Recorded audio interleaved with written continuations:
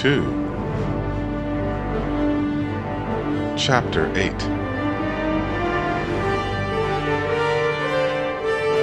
Where the Lions Weep.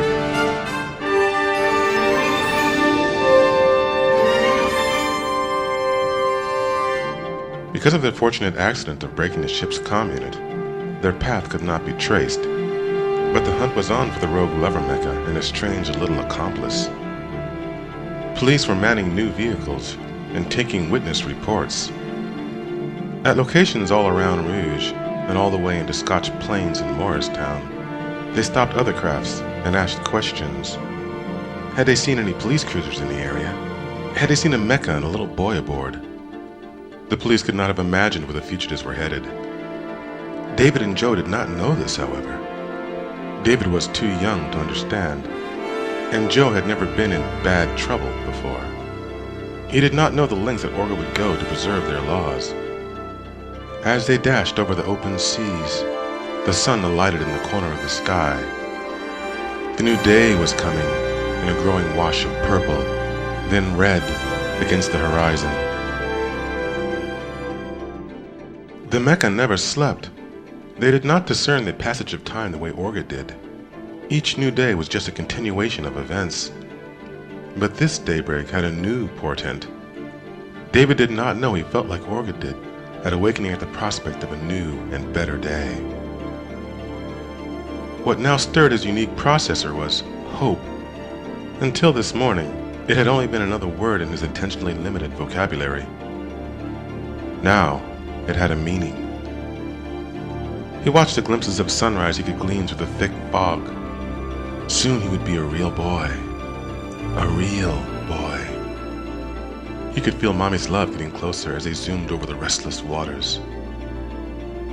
As the clouds parted, the copter's navigational system created outlines of large rectangular objects against the cockpit. Then the outlines faded to be replaced by the actual view of the structures they had represented. Hazy gray silhouettes of large monolithic structures sitting quiet on the horizon. They were old and gray, rusted stalagmites reaching weakly into the sky. They had once been part of the height of civilization, but that had been before greed and arrogance had ruined the world. While mankind had been looking for the advent of some prophesized monster, deciphering ancient rhymes and riddles, their own prideful negligence had destroyed what had taken them centuries to create. Their new power, this ability to manipulate the various forces that shaped the planet, driven by the thoughtless pursuit of more and more of everything, had corrupted the very mechanisms that stabilized the gentle balances of their environment. So it turned out that mankind had become its own demon, its own prophesized monster. Manhattan, the sunken city, the place where mysterious entities yet made their homes. What manner of life still hid within the rusted walls of these dark and ruined skyscrapers? Mecha restricted area? The words flashed upon the glass in front of them. The amphibicopter's onboard computer sounded a quick alert and repeated the phrase aloud in the warning tone. But David and Joe ignored the warning. They had no choice but to go forward. There was nothing left behind for either of them. As they passed another invisible barrier, the warning stopped. David saw an odd statue as they flew. It was a hand thrust out of the water. In its grip was a faded stone thing that may have once been supposed to represent a torch. As they flew by, a flock of birds erupted from a hole in the flame of the torch and scattered in all directions. David wondered what had happened to the Orga world, but he put aside those thoughts quickly as Joe slowed the craft. They had come to the first of the great sunken structures. Destination achieved, the computer announced as they crossed the last of the invisible gates. They had arrived at the end of the world. Manhattan, David, the lost city in the sea at the end of the world, Joe said, his eyes taking in all around him. This was a place he'd only heard of in rumors and warning tales. It was said that even Orga were afraid to come here. Where the lions weep, David added pensively. But David saw no lions. He saw only huge shadowy buildings, broken and ancient, sitting quietly in the ocean. where would there be lions? Was it a riddle? The giants that had looked so solid in the distance now proved to be broken, hollowed-out husks of buildings. David had not seen buildings so big ever. Even the structures in Rouge City had been smaller. David saw things inside the buildings, through the broken windows that ran up and down the sides of them. Large boxes, and maybe some electronic things, huge video monitors and shattered computers. And paper, so much paper. It was tossed around everywhere. What had the Orga been writing on all that paper?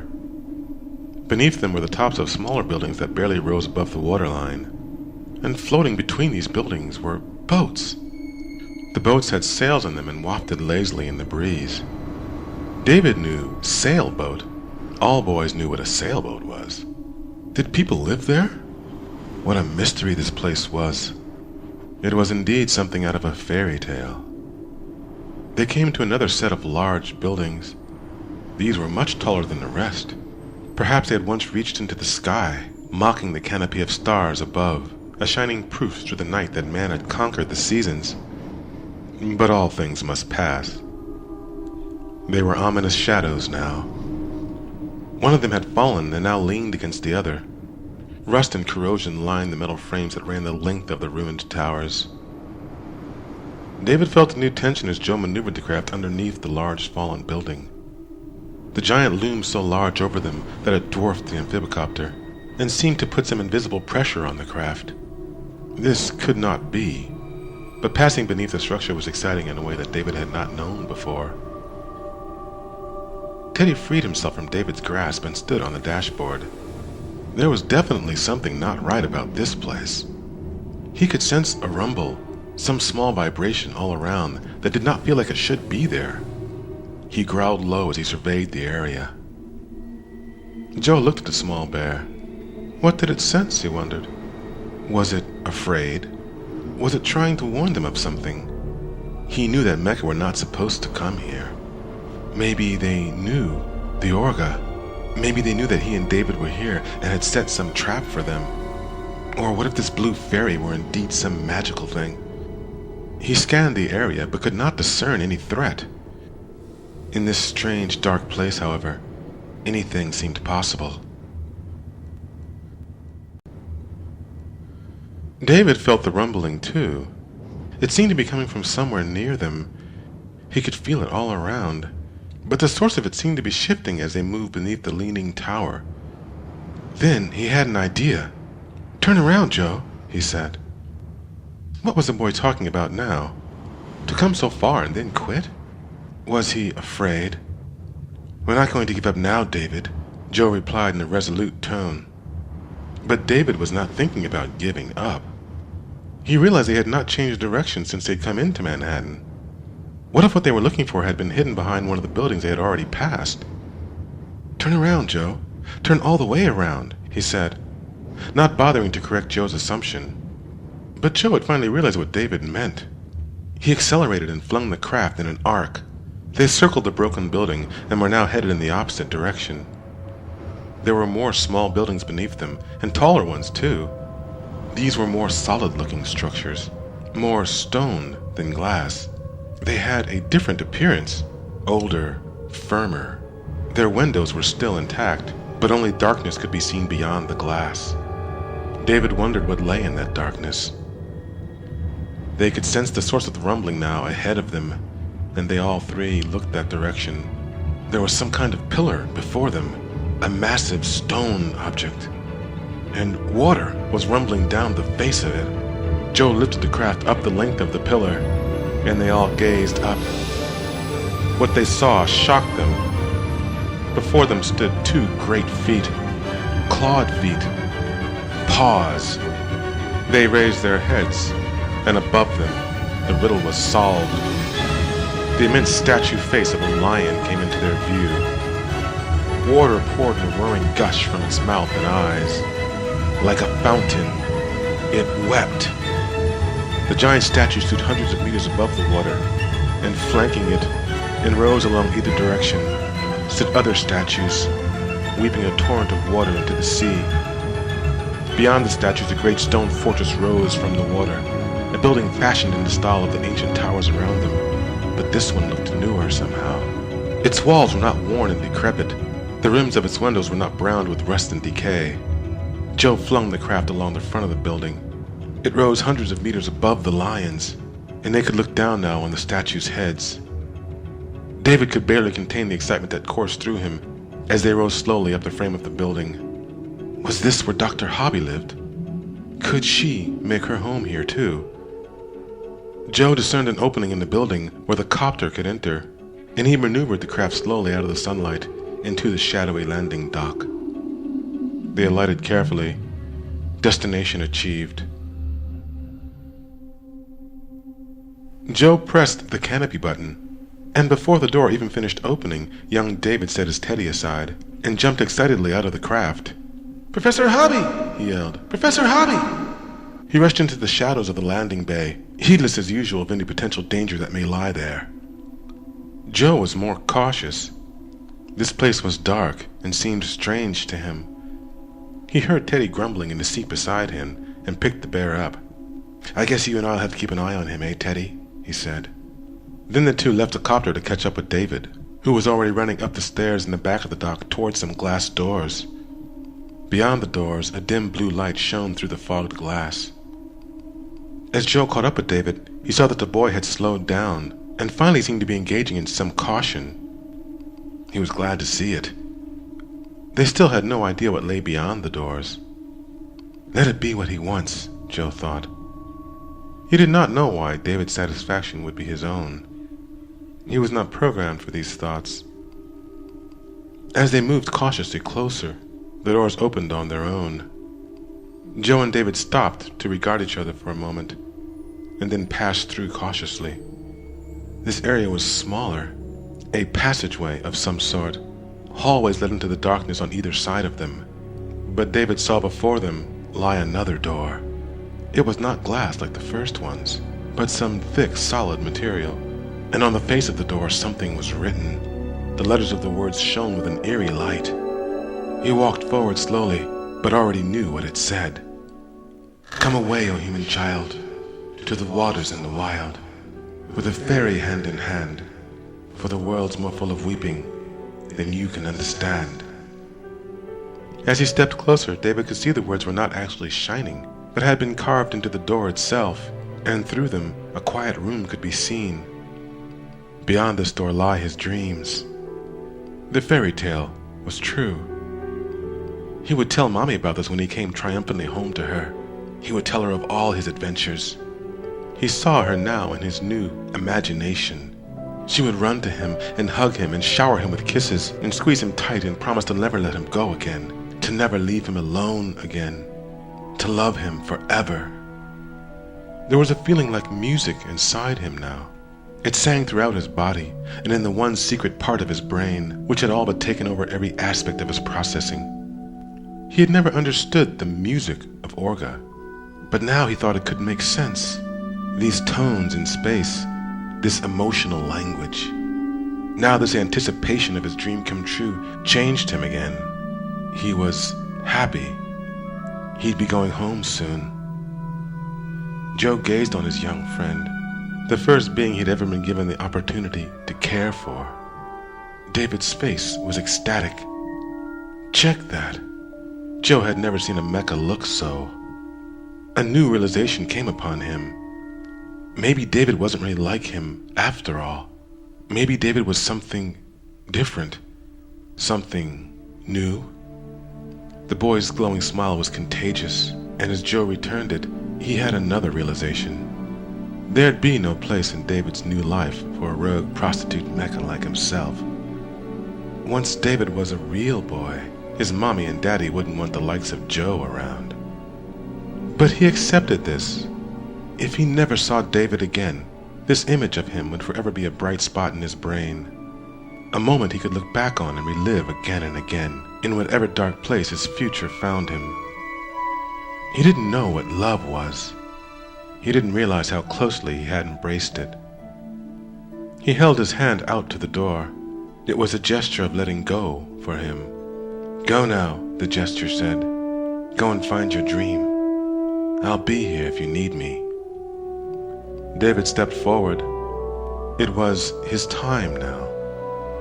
He reached out and turned the handle on the door, and then stepped into the quiet office of the mysterious Dr. Alan Hobby.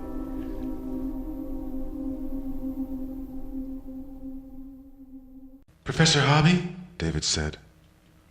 His words fell flat into the quiet room. Could this be the place where his dreams would be made real? Could such magic really occur in such a simple room? It was not so different from the rooms at Mommy's house. There was a table ahead of him. It was glass and surrounded by large chairs. The chairs were blue. They were all the same. This must be a meeting place. Perhaps someone had been here recently. Perhaps often. Perhaps the Blue Fairy herself had sat in one of these chairs. Had these floors been walked upon by Olga made new from ones like himself? His excitement was a solid thing now, roaring inside of his brain. Before him lied books laid open on the table. A lamp above the table lit the pages, displaying a scene of someone's intense study. Along the walls there were shelves of books and more books. So many books. Mommy and Henry had not had so many books in the entire house as there were against the walls in this room. Dr. Hobby would probably be the smartest Orga that David had ever met. If he was Orga. What if Dr. Hobby was like Dr. No, a floating head with no substance? Would he play games, too? Across the room there were more doors, glass doors. Like the others, they were fogged so you could not see through them.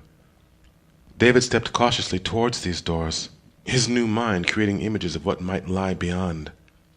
Perhaps the professor was through these doors, maybe working on another happy mecha, making them real. "Professor Hobby?" he said louder. Then he heard something. He froze. There, in the corner, a chair, a big one, like the ones in Dr. No's office. It was facing away from him. Then he heard it again. The soft whisper of paper against paper.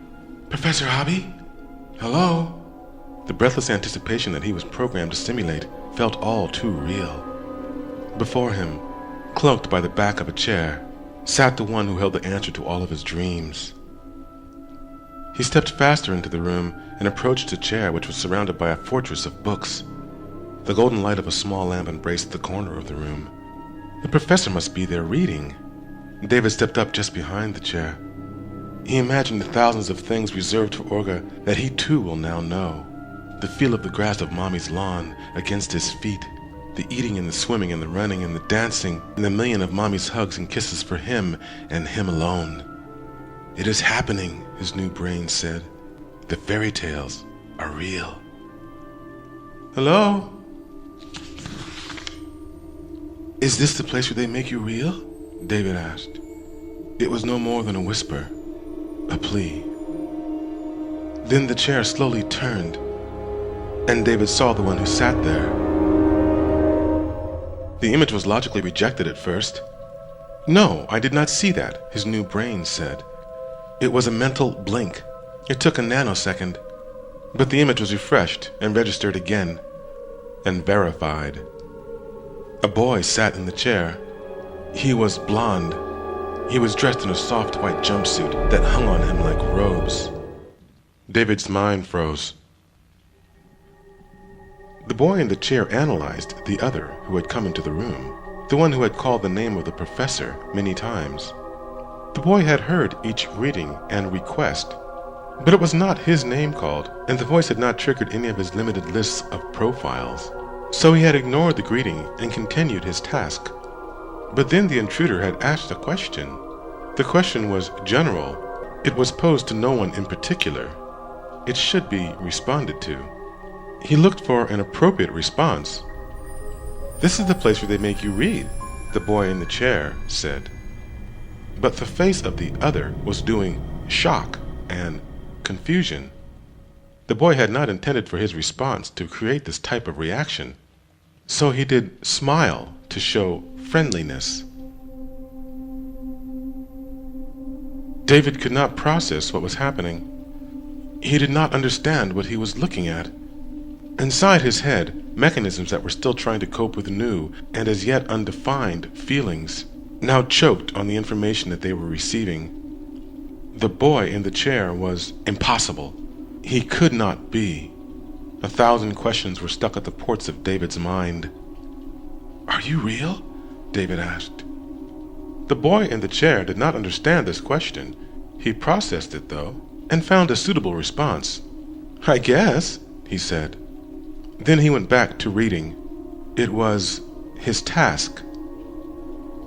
David's friends stood quietly at the door, observing the spectacle before them. Joe's eyes darted between the two boys. Occurrences like this were not exactly uncommon, but he had never anticipated it here. Not with David. This was trouble. "Are you me?" David asked. He didn't really want to hear the answer, though. Something inside him said flee from this place. But another part of him was opening its eyes. Another element of his imprinting that Cybertronics had not anticipated. Something basic was awakening in him. "I'm David," the boy in the chair said. He did big smile, showing his teeth, and reached up to do shake. But the other was not interested in doing shake, and left the gesture unanswered. "You are not," David replied, stepping away from the outstretched hand. The awakening thing in him grumbled and rose from its solitude. It whispered a dark secret to David's new brain. "Yes, I am," the impossible boy in the chair insisted. "I'm David." "I am too," David replied weakly. What else could he say? "Hello, David," the boy in the chair said. The other, called David, would not finish the gesture of greeting, so he withdrew his hand. He had to complete his task. He stood to walk to the table where the professor had left the other tasks. Then he walked to the table. He sat in the chair at the table. The boy had much yet to read. There were many things he had to learn and understand and remember. Perhaps the other would like to join him. He turned his head and did smile. "Can you read?" he asked. "Perhaps you can sit with me and we can read together." But the other's face was doing shock, and there was something else there too. Something unfriendly. The boy knew unfriendly and decided he would calm the other. "Let's be friends," he said. David did not hear the request for friendship. A fortress had been constructed around the eternal face of Mommy in his head. David's own face was a grimace, a mask of anger and fear, a reflection of this new thing inside him. "You can't have her," David snarled. The beast was awake now. It had explained everything. David did not understand what David had said. The noise was angry and hostile, but failed to impart meaning. "Excuse me? I can't hear you," he replied politely. "She's mine," David said as his hand moved to the table, grasping the base of the lamp that lit the pages of the books. "And I'm the only one." The beast in him roared as it moved into the world with a sudden ferocity. "I'm David!" he yelled. He yanked the lamp up and swung. The lamp struck the impossible boy in the face, ripping a hole through its flesh, exposing circuits and sensitive infrastructure. Sparks flew. An electric reek filled the air. The boy was not real, but there was pain, or what could be known as pain. "I'm David!" David swung again, but the lamp missed his target, crashing down on and through the table. Shrapnel shards of glass sprinkled like sudden hail upon the floor. The books went flying like a flock of escaping birds to land in disarray around the room. The boy still had thought, but could not see. Alarms commanded action. He tried to rise, to escape, but his body was not responding. "I'm David!" And this time the lamp struck effectively. It whistled through the space before him and crashed against the impossible boy's head, sending it flying across the room in a violent shower of sparks and electricity. "I'm David! I'm special! I'm unique!" David screamed as he swung the lamp endlessly. "You can't have her!" he roared. Joe stepped back from the door when the Mecha Boy's destroyed head landed at his feet. "Check that!" He looked up at David and saw him swinging the lamp through the empty space where the boy had been. Its body lay on the floor now. Trails of smoke and a puddle of vital fluid escaped from his body where its head had been. Modified profile. Trouble. Bad trouble. Did that broken mecha have a mommy and a daddy like David? Were they here somewhere? They'd be coming for their mecha boy. Joe was unlicensed, on the run. He stepped back away from the door, into the shadow of the hall. Then he turned and ran, ignoring the complaints from the little bear in his hand. "We must not leave David," Teddy complained. But Joe was not listening. Legs whirring, he ran quickly with Teddy in hand and closed them both inside the amphibicopter. In moments they were airborne, moving quickly from the darkness of the dock, outside, to safety. In the room they left behind, David swung and swung the lamp over his fallen enemy. He muttered a mantra, "I'm David, I'm David, I'm David," like a prayer. His enemy was fallen, but there was something else that he must hold at bay now. It was something that came crashing through his fortress, even as his own demons were released upon the other. He would beat the empty air until he killed this thought, until the reality of what was occurring here relented and ran away. Something in him had been wounded. Like the other, the one whom he had destroyed, he bled. Unlike the other, the pain was not behind him.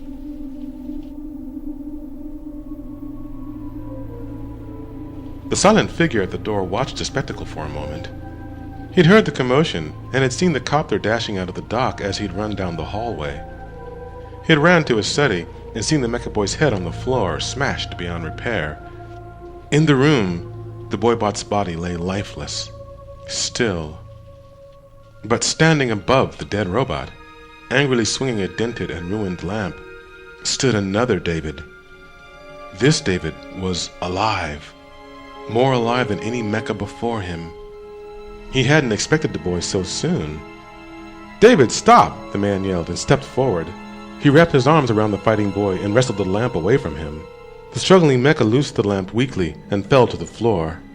It turned and looked back up at the man with confused and worried eyes.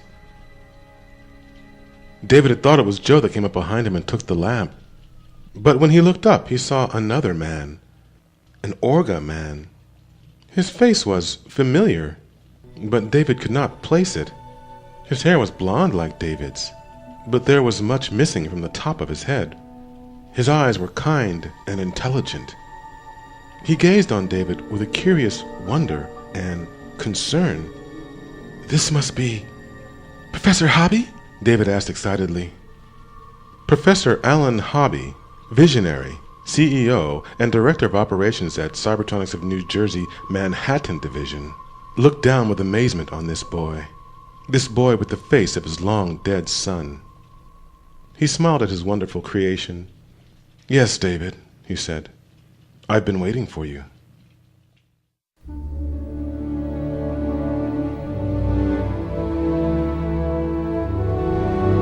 They had found him. They had known his precise location. They had been tracking him since he and the rogue lover mecha had cleared the forest outside of Haddonfield. But still they'd let him go. David had surprised them, astounded them. Embracing a children's fairy tale, inspired by love, and fueled by a desire that they had programmed, their creation had set out on a journey to make real a dream that they had not predicted. Most remarkably, no one had taught him what to do, or how to go about accomplishing this. It was all done from self-motivated reasoning, the one aspect of human thinking that they had sought to refine in his brain. David had achieved this beyond their expectations. They had actually lost him for a while, but when they had found him, they decided not to make their presence known. They were involved in a real-time experiment, a test of a most unique device. A simple test, really. Where would this newfound reasoning take him? "Dr. No told me you'd be here," said David, looking up at the man who would save him, who would make him real. "Is the blue fairy here too?" he asked excitedly. He so longed to meet her. His brain was beginning to sing again. And there it was. Hobby had finally heard it for himself. The thing they had not foreseen. This incalculable element, that this creature would develop its own reasoning. A fairy tale of all things. He cupped the boy's face in his hand. The illusion of his son sitting here with him was so real. But he was not. The professor felt a small reminder of his own distant pain, and pushed it back. "I first heard of your blue fairy from Monica," Hobby said. At the mention of the woman's name, the mecha's face lit up. The imprinting. It would never leave him. "What is it that you thought she could do for you?" Hobby asked. "That she would make me a real boy," David said. Not understanding the nature of the professor's question, he thought he was making a request to a qualified representative. Amazing. Hobby made a mental note to re-interview Monica Swinton. He had to know when David first began to understand that he was Mecha. There had been hints all along. The little things the robot had thought up in its excessive attempts to please the imprinter, the petty jealousies that had erupted when the Swinton boy had come home, and the amazing things he had written in crayon. When Hobby had seen those, he'd become excited indeed. He'd never imagined what the mecha would do when it fully cognized its own nature. Problems and potentialities were presenting themselves. "But you are a real boy," the professor said, smiling. David sat, uncomprehending. Was that it? Was it that fast? He didn't feel any different. The man's eyes were scanning him curiously. "At least as real as I've ever made one," Hobby added. "Which by all reasonable accounts would make me your blue fairy." "You are not her," David responded quickly, angrily. He did not want to understand what the professor meant by that last comment. "Dr. No told me she would be here at the lost city at the end of the world, where the lions weep." "Yes, I know, David. That's what Dr. No needed to know to get you to come home to us." Hobby allowed this to set in. The mecha's face was registering combinations of emotions that they had not intended to install. "And that was the only time we intervened, David," he said. David's logic processors were struggling to put together things that his new mind would have just as soon left in incomprehensible pieces. This was not his home. His home was with Mommy. Where was the blue fairy? The singing in his head had given way to silence, a silence that went to the bottom of his brain. The pain was coming back in that silence. He was feeling bad again. He didn't struggle as the professor lifted him. "It was the only help we gave him, David, to give to you," Hobby said as he lifted David gently, "to get you to come back home to us." He set the boy in a chair. "This is not my home," David said. But there was no fight in it. Already he was starting to understand what had occurred. Already the image of the blue fairy was retreating into the silence and pain which had begun to consume his brain. A scream was building somewhere in that silence. "Yes, David," Hobby countered. "This is your home. Your real home. And your real parents are here too, waiting to see you again." Hobby smiled down on his creation. "David, until you were born, robots didn't dream. They didn't desire anything unless we told them what to want. Didn't move unless we told them what to do.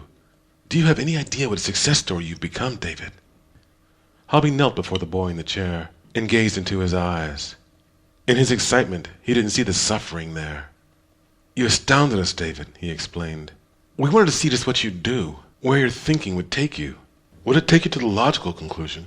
The blue fairy, David, is part of the great human flaw, to wish for things that don't exist. Or would your thinking take you to the greatest single human gift, the ability to chase down our dreams? And that, David, is something no machine has ever done until you." The professor's words assaulted David's brain. They stung him in a way that no machine had ever been hurt. The blue fairy did not exist? But the story had said she did. The story told what happened. And this was all reasoning, wasn't it? Was that what the professor was saying? The understanding came unwelcome, unwanted. His thinking was what made the blue fairy real. For the first time ever, David felt tired, beaten. She was supposed to be real. He was supposed to be different. Special. "I thought I was one of a kind," he said weakly. The professor's eyes began to water. His face became strained and sad. He looked away to some imaginary place. "My son was one of a kind," he said. "You are the first of a kind, David," he offered as a consolation. But David's mind was elsewhere, and he did not hear this. He would not have been consoled if he had. Hobby stood and wiped the tears from his eyes. The mecha was too real in this emotional state. It reminded him of too much. They had set out on a dream quest, an attempt to achieve the impossible, and that impossibility now sat before him, gazing up at him with the eyes of the boy he had fathered, loved, and lost, years before this robot child had even been imagined. And what was it he'd imagined? bringing back his son, hearing his lost boy's laughter again. That was a fancy. Alan Hobby was not a fanciful man. He was a man of dreams, of vision. He believed that these things, combined with information and sheer determination, overcame all obstacles. Pragmatism was the necessary discipline when engaged in pursuits of the impossible. It was what tempered the dream and made it real. "David," Hobby said softly. The robot was so quiet, he had to know what it was thinking. David was following a new and devastating line of reasoning. If the Blue Fairy didn't exist, and this was his home, then he would have to stay here, and he would never see her again. That was it, really, wasn't it? The rest really didn't matter. Pain and loss pressed down on him like a living thing. "My brain is falling out," David said to no one. "Would you like to meet your real mothers and fathers?" Hobby asked. "The team is anxious to talk to you." But the robot was not responding. It sat despondent, looking more than ever like a sad little boy. It was the imprinting. Considering the high level of unpredictability they'd witnessed thus far, they'd have to do something quick before any vital data was lost. The prototype had been through so much. The destruction of the other David was a telling event. There could be some internal error occurring. There was really only one way to find out, one course of action to follow. "You wait here then," Hobby said to David when the mecha wouldn't rise. "I'll gather them up." His real mothers and fathers? David pondered this. Who would these people be? He only had one mommy. Her face burned a bright red pain into his inner eye. He watched as Professor Alan Hobby walked from the room. The man who could have saved him. The man who had instead broken his heart and now left him paralyzed from the weight of his words. The man stopped before he left the room. He turned and smiled oddly at David. "We want to hear everything about your adventures," he said. Then he paused for a moment, as if reflecting before some crucial step. "We want to thank you and tell you what's in store for you next." Pragmatism required sacrifice. What was in store for him next? Joe and Teddy were gone. He had not even noticed them leaving. He had actually forgotten about them when his mind had reached out with this new emotion, this hate. With hate, he had destroyed the other David, the threat. He had not understood the immensity of that act. But hate had accomplished nothing. It had left him empty and wanting. Mommy was no closer. David sat, gazing at nothing, lost in his anguish. Then something caught his eye. In his departure, Professor Hobby had left the sliding glass doors open. There was something in the room beyond them, something David had seen before. Pushing against the great resistance that came from within his own mind, David rose from the chair. One slow step at a time, he crossed the boundary into the room, through the doors that had been left open by the professor. The man had not expected David to leave his position. He was used to robots doing what they were told. The big room was quiet. There was a muffled hum through the great window on the other side of the room. Diffused light shone through the window, casting a gloomy glow and shadows on the walls around him. Across the room, near the great window, there were rows of large boxes. There were computers and machines and great metal poles that ran like vines up from the floor and along the walls. And hanging from these vines were people. They were boys, like himself. Something in his head told him to go no further.